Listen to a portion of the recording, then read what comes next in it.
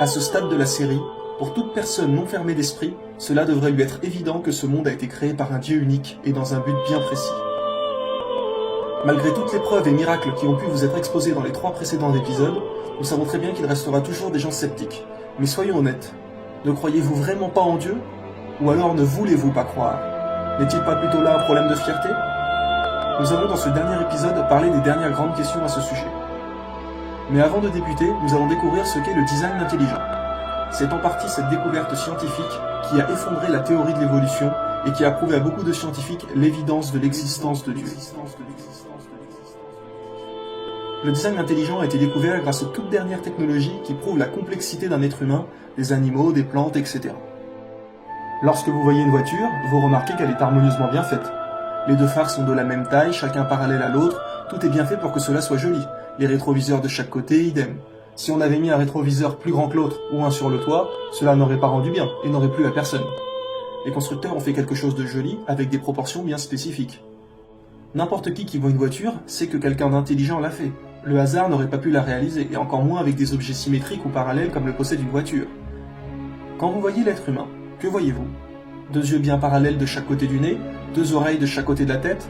Nous n'avons pas une oreille sous le pied et un œil sur le mollet par exemple. Quand on voit comment tout est bien fait, cela témoigne une fois de plus de la création d'un être intelligent. Parce que le hasard, lui, ne se soucie pas d'avoir des proportions spécifiques. Et nous avons créé l'être humain dans la plus harmonieuse des formes. Je suppose que tout le monde a déjà vu cet édifice, la tour Eiffel, ou du moins en photo. Saviez-vous que celle-ci est fabriquée avec plus de 15 000 morceaux de fer et 20 millions de rivets? Vous imaginez 20 millions de rivets? Chaque rivet tous au bon endroit pour que chaque poutre soit fixée comme il faut. C'est ce qu'on appelle du design intelligent, tout est bien calculé. Et combien de temps a-t-il fallu? Combien de plans, de constructeurs? Et il n'y a pas une poutre qui dépasse ou quoi que ce soit, n'est-ce pas? Tout est vraiment bien fait. Donc comme on a dit, 15 000 morceaux de fer et 20 millions de rivets. Et si vous avez bien suivi l'épisode 2 de La Voie éternelle, vous devez vous souvenir l'extrême complexité d'une cellule, n'est-ce pas? Ainsi que les molécules et les milliers d'atomes qu'ils contiennent. Combien de cellules dans un être vivant? Plus de 50 milliards. À votre avis, qu'est-ce qui est plus compliqué? Une cellule ou un simple petit rivet? Donc 20 millions de rivets ou plus de 50 milliards de cellules, toutes parfaitement bien réglées pour permettre la vie. Êtes-vous convaincu que la tour Eiffel ait été construite? Soyez convaincu que l'être humain l'a été aussi dans ce cas. Car croire que la tour Eiffel a été faite par chance serait irrationnel et complètement impossible. Il en est de même pour l'être humain. Soyez bien réceptifs à cela. Quand nous voyons cette sculpture, nous savons qu'un artiste doué l'a réalisée, n'est-ce pas? Peu de gens seraient capables de le faire, mais nous sommes sûrs et certains que quelqu'un l'a fait. Nous n'avons jamais vu cette personne, mais son œuvre témoigne de son existence. Lorsque nous regardons autour de nous, il est évident qu'il en est de même pour tout ce que Dieu a créé. Son existence est visible à travers ses œuvres.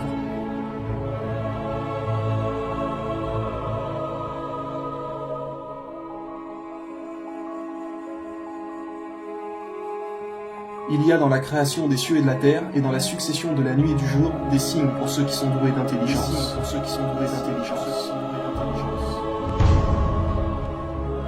Allez-vous renier toute votre vie? Pensez-vous réellement que ce monde s'est fait comme ça d'un coup, d'un claquement de doigts? Comme dit précédemment, si le créateur de cette sculpture était là et que vous lui disiez « Non, ce n'est pas vous qui avez créé cette statue, mais le hasard », il vous dirait que vous êtes fou. Il vous dirait sûrement « Faites-le dans ce cas ». Si je ne suis pas le créateur de cette statue, alors c'est qui? Est-ce vous qui l'avez créé? Ont-ils été créés à partir de rien, ou sont-ils eux les créateurs? Ou ont-ils créé les cieux et la terre, mais ils n'en ont plutôt aucune conviction? Suivez bien ce qui va suivre.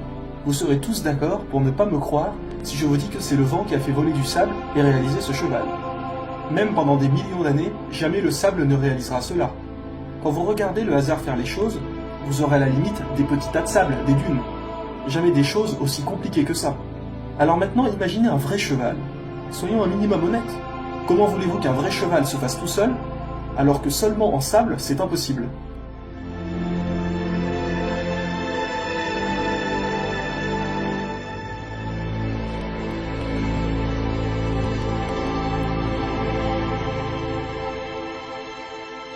Albert Einstein a dit « Un peu de science vous éloigne de Dieu, mais une profonde connaissance de la science fait de vous un croyant. » Aujourd'hui, les scientifiques qui commencent à comprendre que Dieu existe éliminent tous les modèles de Dieu, c'est-à-dire toutes les divinités qui ont pu être inventées à travers les civilisations, comme le dieu du soleil, le dieu de la mer, etc., mais affirment qu'il y a obligatoirement un être intelligent qui a tout créé.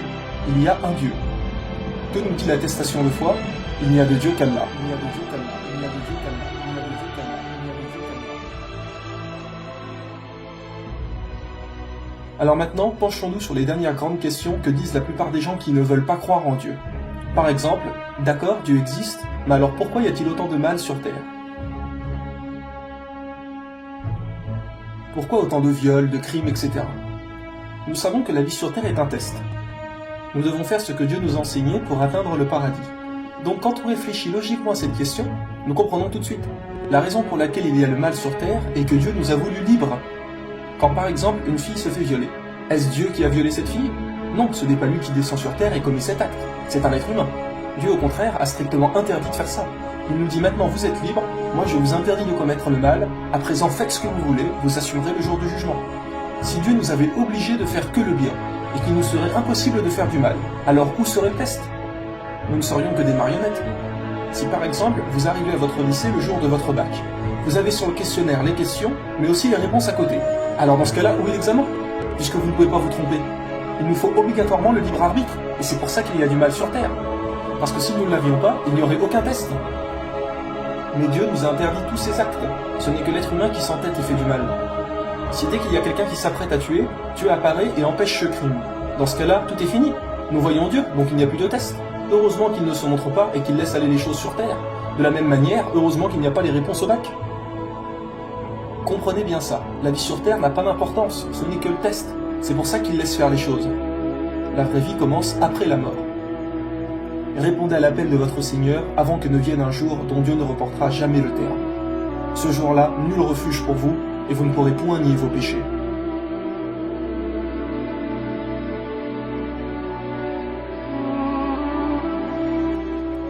Une autre question que disent souvent les gens est « Qui a créé Dieu ?»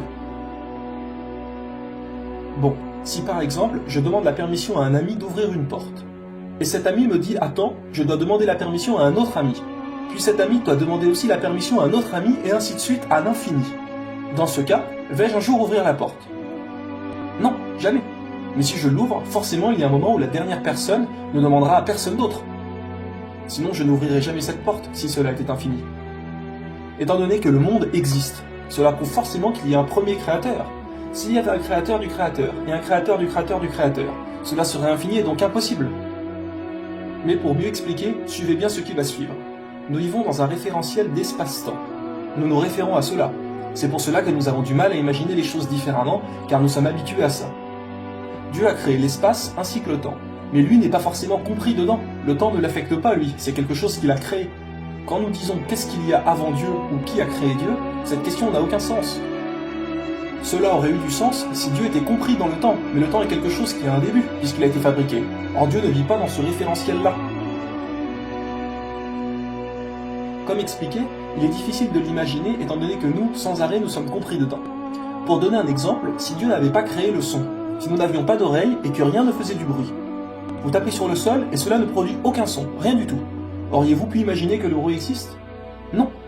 C'est juste parce que nous vivons avec que nous le comprenons.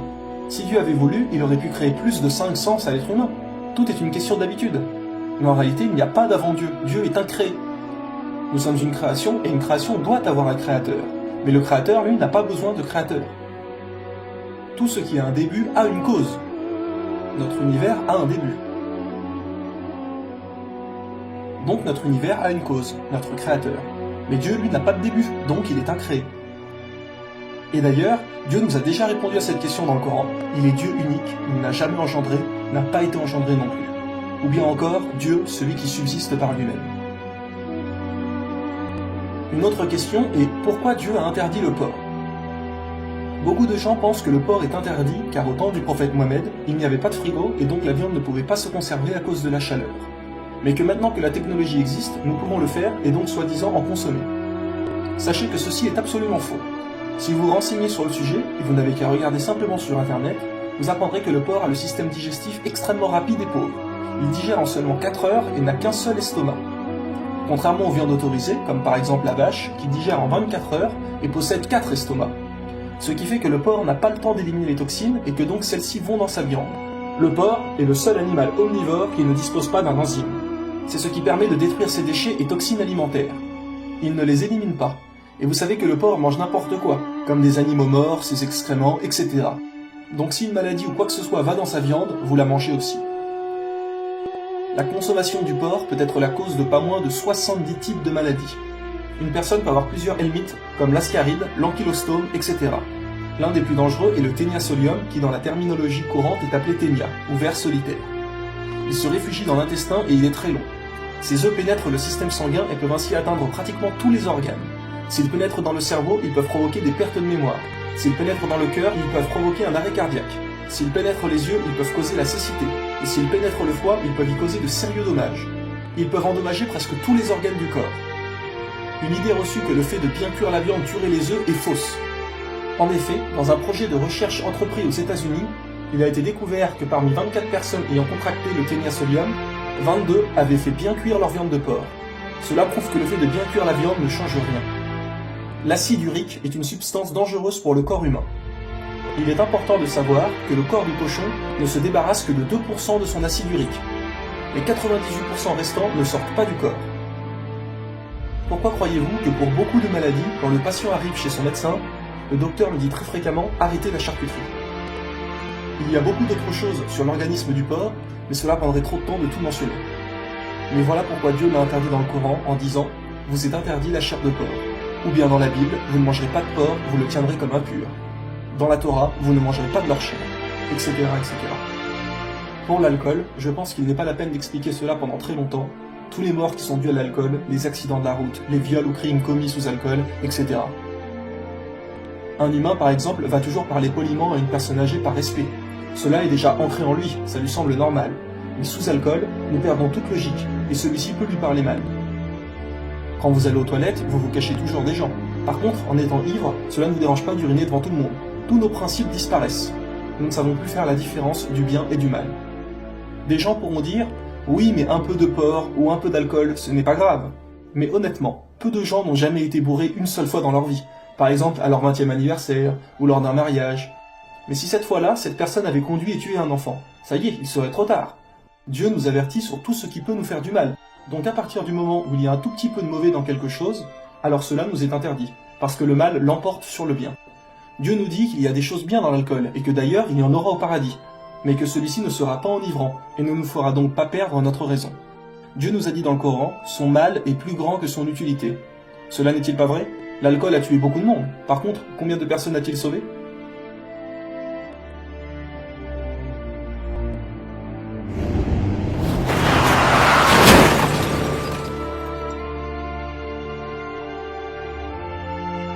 Son mal est plus grand que son utilité, alors il est préférable de s'en écarter.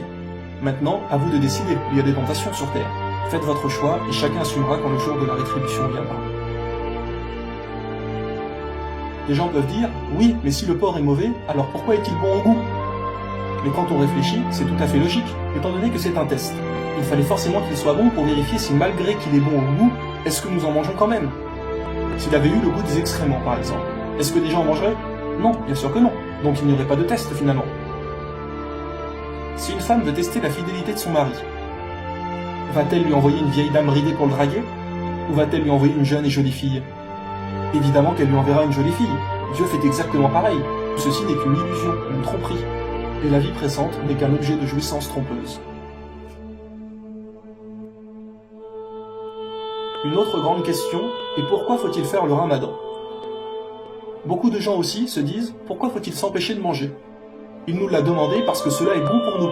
Allez voir n'importe quel docteur, qu'il soit croyant ou non, et demandez-lui est-ce que c'est bon de jeûner?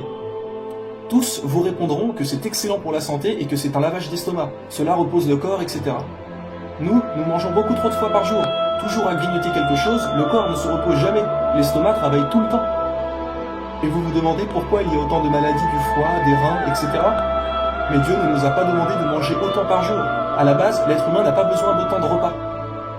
Le ramadan sert aussi à se mettre à la place des pauvres qui n'ont rien à manger. Pensez-vous un peu à ces gens-là, quand tous les soirs vous cuisinez de la viande, des plats en sauce. Vous avez soif, vous avez juste à ouvrir le robinet, alors que certains doivent marcher des kilomètres pour avoir un peu d'eau dans un puits. Quand vous mangez un bon plat, un dessert, tarte aux fruits, etc., il y a des enfants dans le monde qui seraient prêts à s'arracher un ongle pour avoir ces aliments. Le ramadan nous apprend aussi la patience, de ne pas toujours vouloir avoir tout ce qu'on veut tout de suite. Il nous fait aussi vraiment apprécier la nourriture qu'on mange. Car après avoir attendu toute la journée, on apprécie ce qu'on a dans l'assiette et on ne laisse pas de reste. Car comme dit dans l'épisode 3, aujourd'hui les gens se fichent de tout, mangent dans leur voiture, etc. Le ramadan est fait pour purifier votre corps et votre esprit. Saviez-vous qu'il existe des hôpitaux qui soignent juste à partir de ça, en faisant jeûner les patients pour que le corps puisse se reposer et être dans de meilleures conditions pour se défendre des maladies. C'est pour cela que Dieu nous a demandé de jeûner dans le Coran, dans la Bible. Et plus vous apprendrez la religion, et plus vous saurez que ce que Dieu nous a interdit est mauvais pour nous, et ce qu'il nous a demandé de faire est bon pour nous. C'est lui qui nous a créés, il est le créateur des cieux et de la terre, ne sait-il pas ce qui est bon pour nous?